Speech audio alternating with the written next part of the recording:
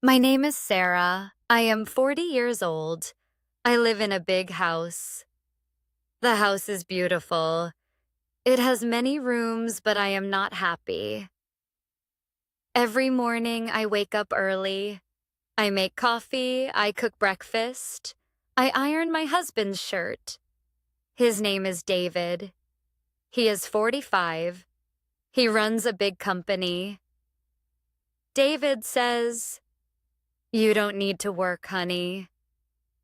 He says, "I take care of everything." But that is not true.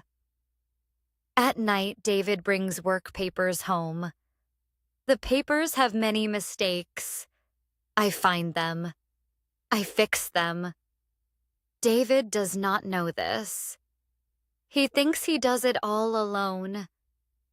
This house was my parents' house. They died 5 years ago. They left it to me. But David tells his friends, "I bought this house." He forgets the truth. I spend my days cooking and cleaning. I plan dinner parties for David's clients. I smile at them. I talk to them. I make them like David. His business grows because of me. But David does not see this. He comes home late. He eats dinner. He looks at his phone. He does not talk to me. He does not ask about my day. Sometimes he says, "Good dinner, Sarah." That is all. I feel like a painting on the wall. People look at me, they say I am beautiful, but nobody really sees me. David was different before. 10 years ago, he held my hand. He asked me questions. He listened. Now he does not. Our house is big and quiet. I walk through the rooms alone. I dust the furniture. I water the plants. I wait for David. But when he comes home, nothing changes. He sleeps in our bed, but he does not touch me. He turns away. He falls asleep. In the morning, he leaves early. He says, "Bye, honey." He does not kiss me. I watch his car disappear. Then I start again. Coffee, breakfast, cleaning. I do this every day, every week, every month. Everyone thinks I am lucky. David's friends say, "Sarah is perfect. You are so lucky, David."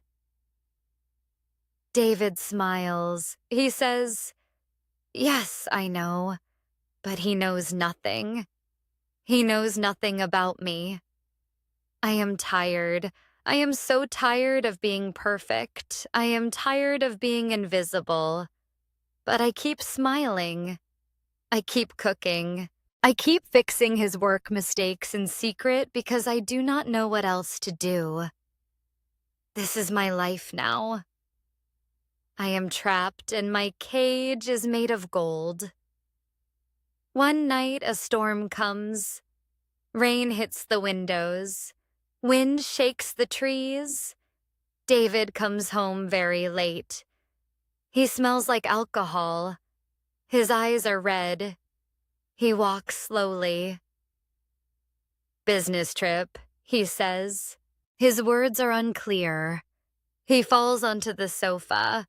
He does not go upstairs. He does not change his clothes. He just sleeps. I stand in the doorway. I watch him. His phone falls from his pocket. It lands on the carpet. I go to my room. I lie in bed. I cannot sleep. The storm is loud outside. Then I hear something. A buzz, buzz, buzz, buzz. It is 12:30 at night. The sound comes from downstairs. I get up. I walk down the stairs. The buzzing continues. It is David's phone. The screen lights up again and again. David does not move. He snores loudly. The alcohol keeps him asleep. I pick up the phone. The notification is strange. It is not a text message. It is from an app. The app says Smart Omi Security. We do not have this app. We do not use Smart Omi Security. I read the message. Security alert. Front door opened at our secret nest. Our secret nest. My heart beats fast, but I do not cry. I do not scream. I look at David. He sleeps. His mouth is open. I take his hand. I lift his finger. I press it on the phone. The phone unlocks. I open the app. I see an address. It is a luxury apartment building downtown. I see photos. The apartment has expensive furniture. There are flowers on the table. There is wine in the kitchen. I see the security log. David goes there 3 times every week, sometimes 4 times. I find more apps. I find messages. The messages are to Elena. Elena sends photos. She is young, maybe 25. She has long, dark hair. She wears expensive clothes. My money bought those clothes. I read the messages. I miss you, baby. Can't wait to see you tonight. You make me so happy. I check our bank accounts. David has a secret account. He moved money from our emergency savings. $50,000 gone. He bought that apartment with my money, with our money. Elena does not know I exist. She thinks David is single. She thinks he is rich. She thinks everything belongs to him. But it all belongs to me. I take photos of everything. Every message, every photo, every bank transfer. I send them to my private email. Then I put the phone back exactly where it was, on the carpet near the sofa. David still sleeps. He knows nothing. I go back upstairs. I do not cry. My hands do not shake. I feel something new, something cold, something strong. Tomorrow morning I will make his coffee. I will smile. I will kiss him goodbye. And I will start planning. The next morning I wake up at 6. The storm is over. The sun shines through the window. I go downstairs. David still sleeps on the sofa. His mouth is open. He looks ugly, but I do not wake him. I go to the kitchen. I make coffee. The smell fills the house. I hear David move. He wakes up. Sarah, he calls. His voice sounds sick. Good morning, darling, I say. My voice is sweet. My smile is perfect. He sits up slowly. He holds his head. I drank too much last night. I know, I say. I bring him coffee. Here, this will help. He drinks. He does not say thank you.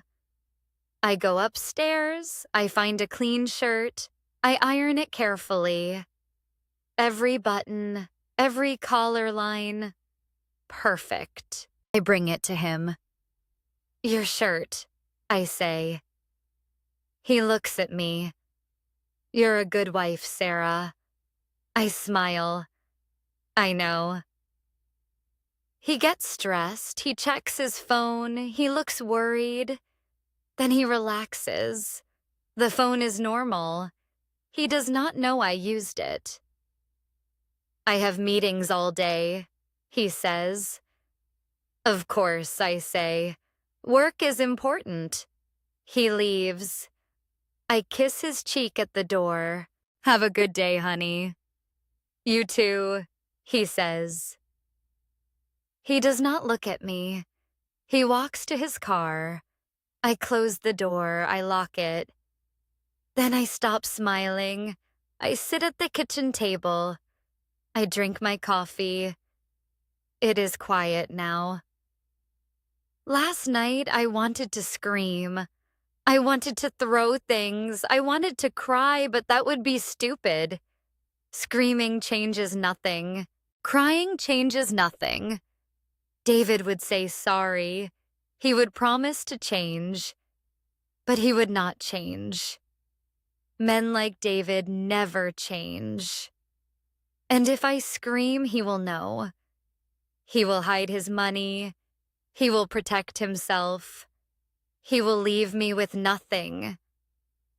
No, I will not scream. I will not cry. I will not beg. I will be smart. I think about everything. This house is mine. My parents gave it to me. David's name is not on the papers. The emergency money he took was half mine. The furniture was mine. The car was bought with my family money. David thinks he owns everything, but he owns nothing. He took from me. Now I will take back, but I will do it carefully, slowly. He will not see it coming. I will smile every morning. I will make his coffee. I will iron his shirts. I will play the perfect wife. And while I smile, I will empty everything, every account, every valuable thing. When I am ready, I will leave, and he will have nothing. This is not revenge. This is justice. I finish my coffee. I wash the cup. I put it away. Then I go to my computer. I have work to do. I open a new bank account, a secret one. Only my name. I make a list. Jewelry, paintings, antiques, things David never notices. I will sell them one by one. The money will go to my new account. David will not know. David never pays attention. I am not angry anymore. I am calm. I am focused. For 15 years, I built his life. I made him successful. Now I will take it all apart, piece by piece, and he will never see it coming. The next week, I start my plan. I go to the jewelry store downtown. I bring my diamond necklace. David gave it to me 5 years ago. He never asks about it. How much? I ask. The man looks at it carefully. $8,000. I will take it, I say. The money goes into my new account, my secret account. Every week I sell something new, a gold bracelet, an old painting, a silver tea set from my grandmother. David never notices. He never looks at these things. After 1 month, I have $30,000. My money is safe. At home, I change something else. I stop helping David with work. One night, he brings papers home. Sarah, can you check this report? I touch my head. I have a headache, darling. I am sorry. He looks annoyed, but he says, okay, rest. The next week, he asks again, Sarah, what is my schedule tomorrow? I look confused. Your schedule? I don't remember. Honey, my memory is terrible lately. What? He looks angry. You always remember everything. I am getting old, I say. I smile softly. I forget things now. He leaves the room. He is frustrated. Without my help, David makes mistakes. Big mistakes. His boss calls him. I hear David on the phone. Yes, sir. I am sorry, sir. It will not happen again. But it does happen again and again. David comes home angry every day. He slams doors. He does not eat dinner. You are useless now, he says to me one night. I do not argue. I just look sad. I am sorry, David. He leaves. He goes to his car. He drives to Elena's apartment. I check the security app on my secret phone. Good. He goes there more and more now. This is exactly what I want. The more he goes to Elena, the less he watches me, the less he notices my plan.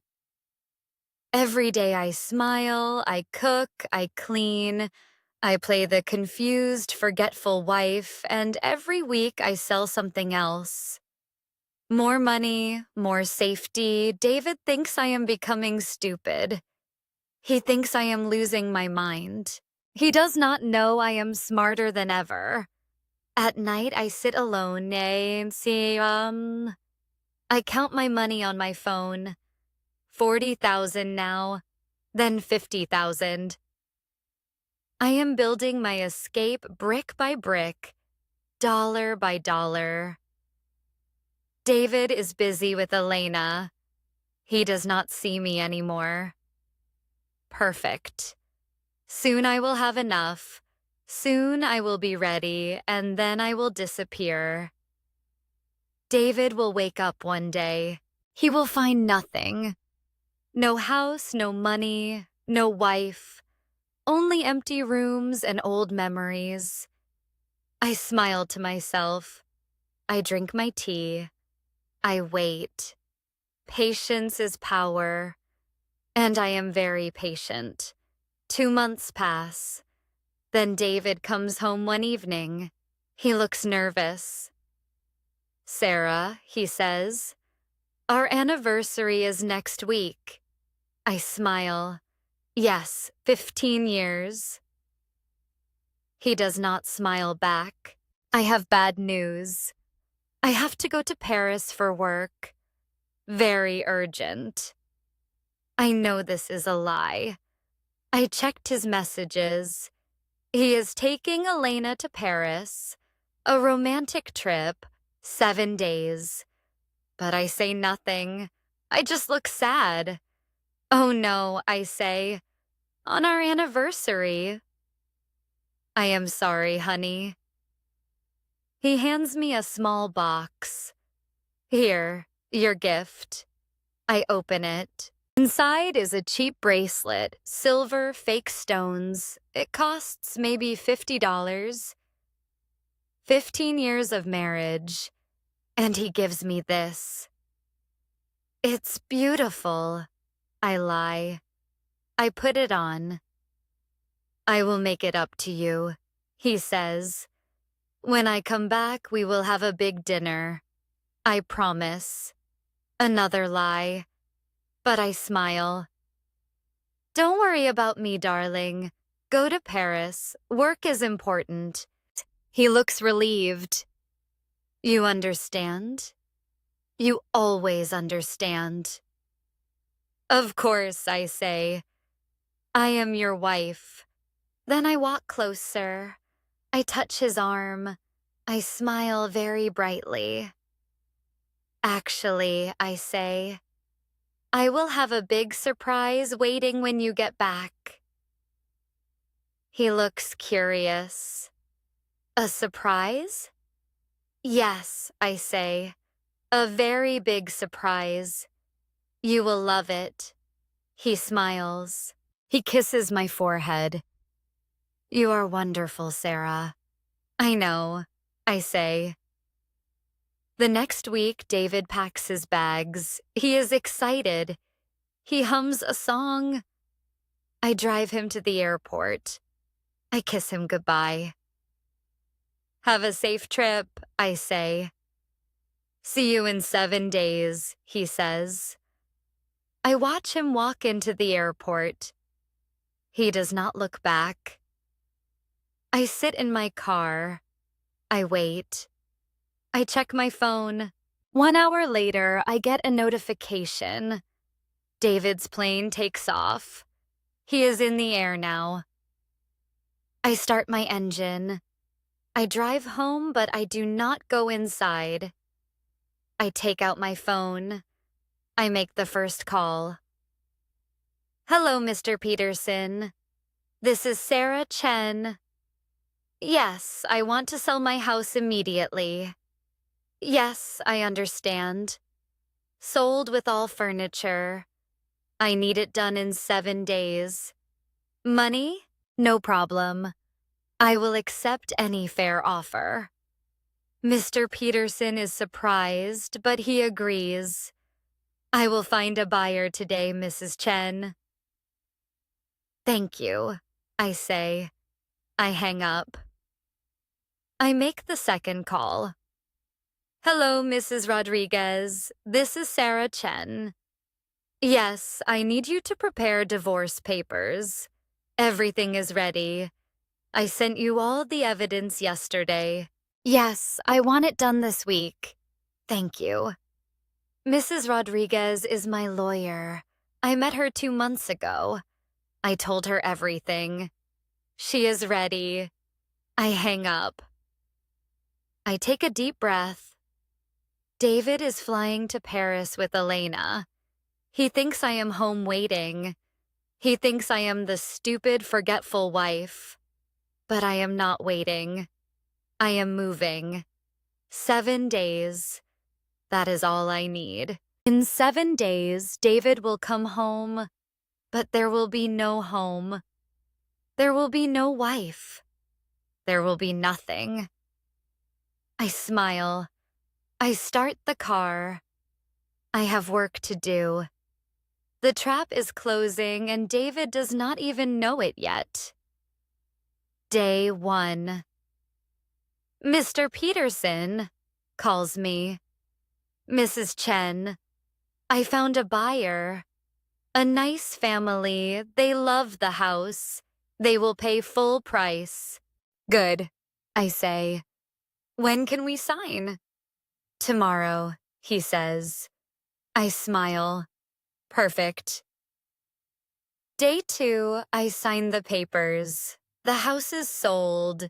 The money goes into my account, $300,000. The new owners will move in next week. I have 5 days to leave. I start packing, but I only take what is mine. My clothes, my mother's jewelry box, my books, my photos from before David. I do not take the expensive furniture. I do not take the paintings. I do not take anything David bought. I only take my memories, my real memories. Everything fits in 3 boxes. 15 years of marriage, 3 boxes. Day 3. I go to the bank. I cancel all the credit cards. David has 5 cards. All are connected to my account. The bank worker asks, "Are you sure, Mrs. Chen?" "Very sure," I say. "Done," she says. I smile. I thank her. I leave. Day 4. David is in Paris now. He is with Elena at a luxury hotel. I imagine the scene. David and Elena at the hotel desk. David gives his credit card. The worker puts it in the machine. Declined. David tries another card. Declined. Another card. Declined. All 5 cards, all declined. I blocked his number on my phone so he cannot call me. He cannot ask for help. He only has $200 in cash. That is all.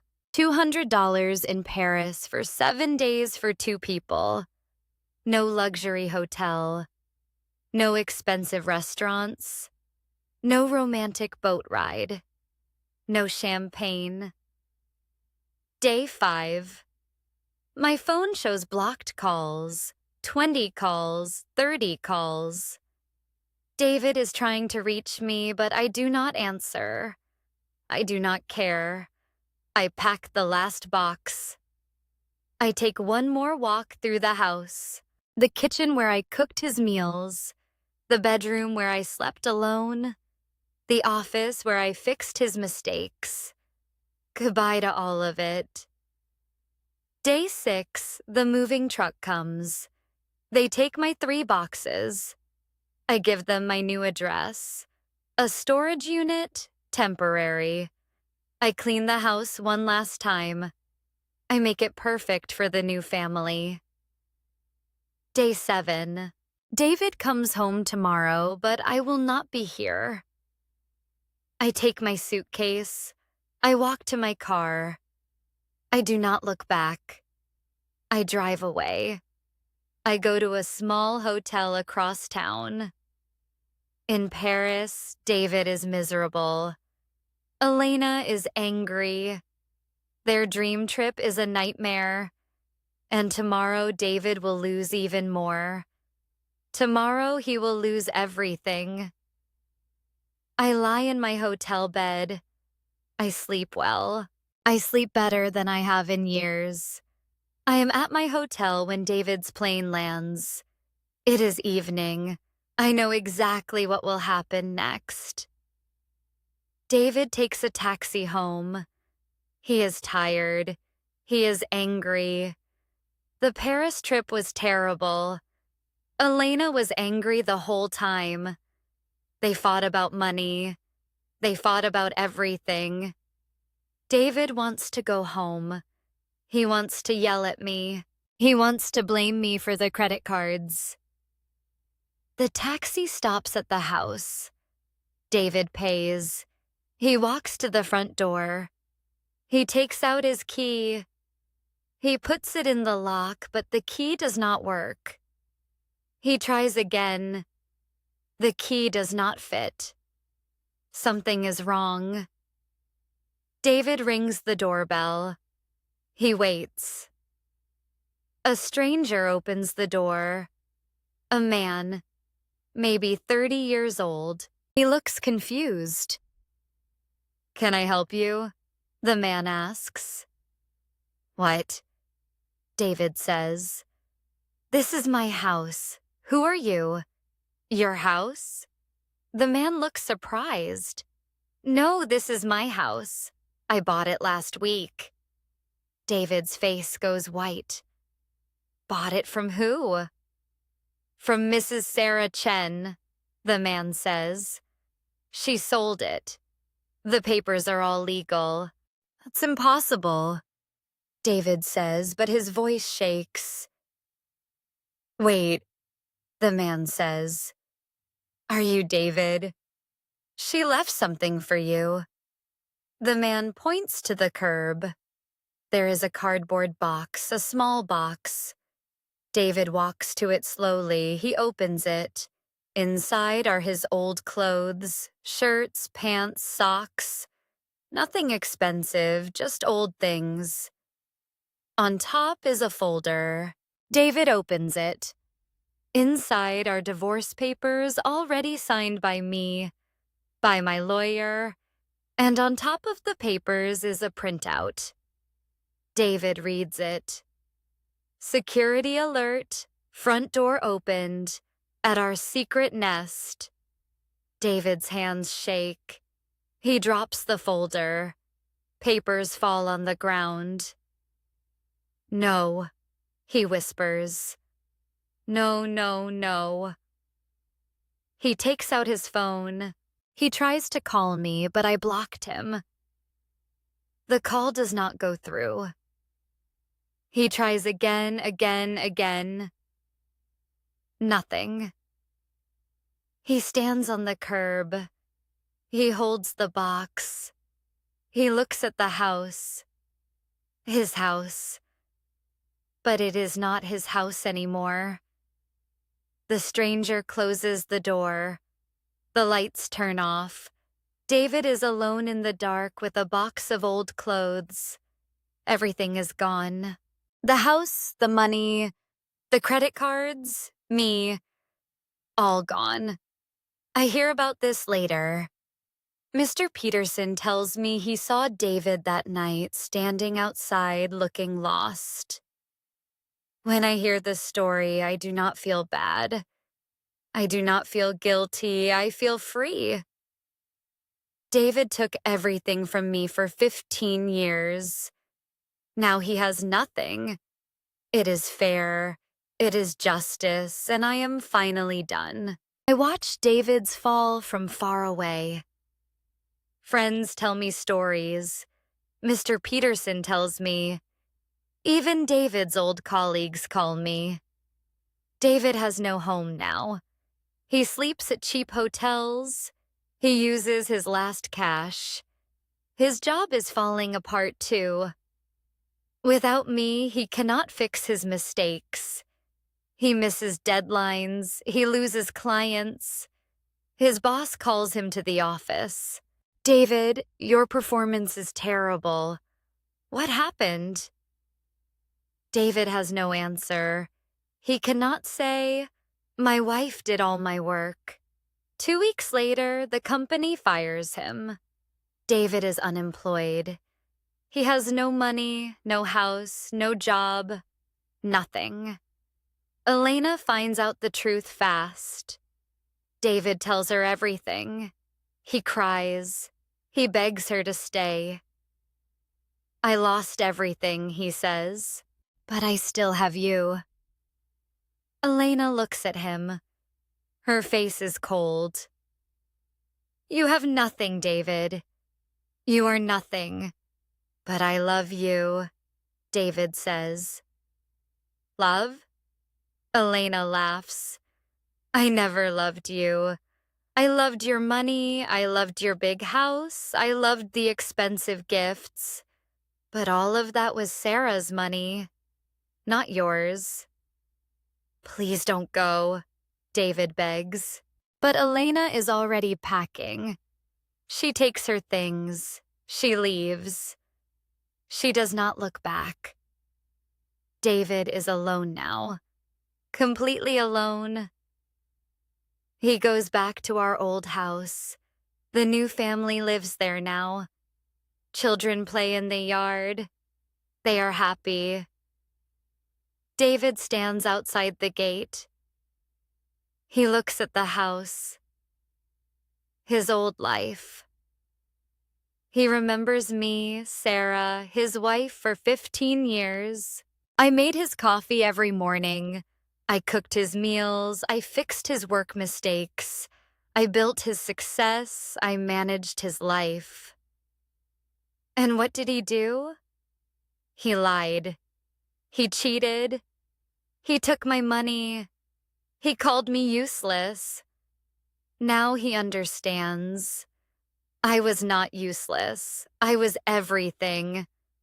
Elena was beautiful, but she was nothing compared to me. David traded a diamond for a stone, and now he has nothing. He sits on the curb.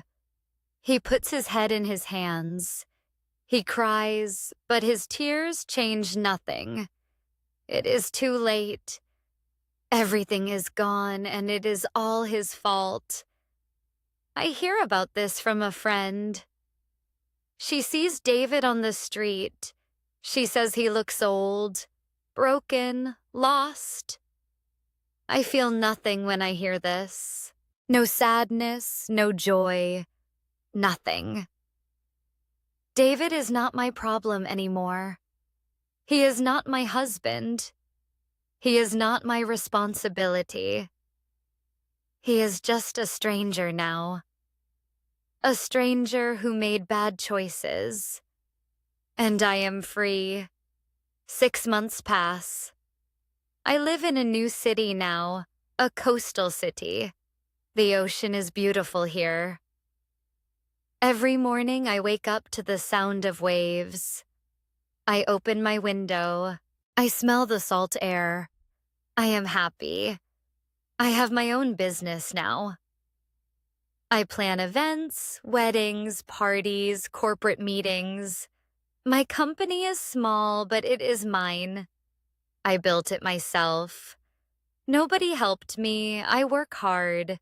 I meet clients. I design beautiful events. People love my work.